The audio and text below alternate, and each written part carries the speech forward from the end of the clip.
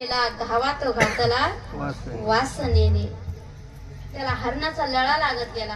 आता ते हरणाचंच पिल्लू होतं. स्वभावाप्रमाणे ते उड्या मारत मारत एक दिवस आश्रमाबाहेर निघून गेलं आणि परत काही आलंच नाही. आणि मग या जडभरत राजाला त्याचा मोह लागलेला होता, लळा लागलेला होता. माझं हरीण, माझं हरीण, माझं हरीण, माझं हरीण. शेवटी अंत काळ जवळ आला, पण हरणावरची वासना काही गेली. जन्म घेणे लागे वासने. हरिमुखी गाता हरपली चिंता, त्या नाही मागुता जन्म घेणे. आणि मग ते हरिण एक दिवस आश्रमाच्या बाहेर गेलं. अंत काळ जवळ आला, पण त्या हरणावरची वासना काही गेली नाही. प्राण गेला, पण हरणावरची वासना गेली नाही. शेवटी अंतकाळ जवळ आलेला असूनही हरणावरची वासना न गेल्यामुळे पुढच्या जन्मामध्ये हरिण व्हावं लागलं. जडभरत राजा हरणे गर्भा केला, घावा तो घातला वासनेने. याच कारण फक्त वासना. म्हणून या ठिकाणी महाराज म्हणतात की त्या वासनाकडे पाहू नका, त्या मुरुळीकडे पाहू नका.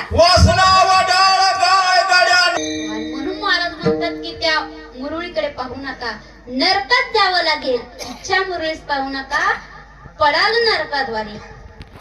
बोध बुधली ज्ञान देवती उजळा महाद्वारे. भागवतामध्ये बघा 28 प्रकारचे नरक सांगितलेले आहेत. त्या नरकात पडावं लागेल. बोध बुधली ज्ञान देवती उजळा महाद्वारे.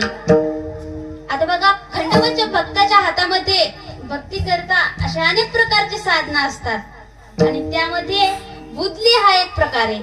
बुधली त्यामध्ये वाघ्यात तेल, ऊद किंवा मग कापूर घालून ज्योत प्रज्वलित करतो आणि त्या ज्योतीने खंडोबरायांना ओवाळतो.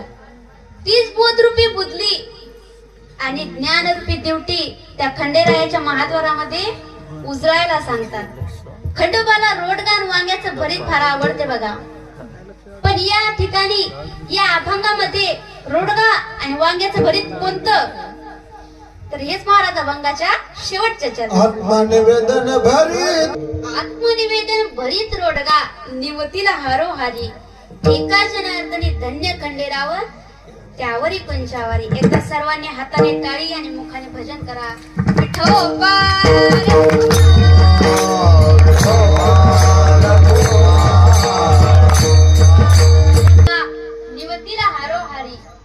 एका जनार्दनी धन्य खंडेराव त्यावरी कुंचावारी.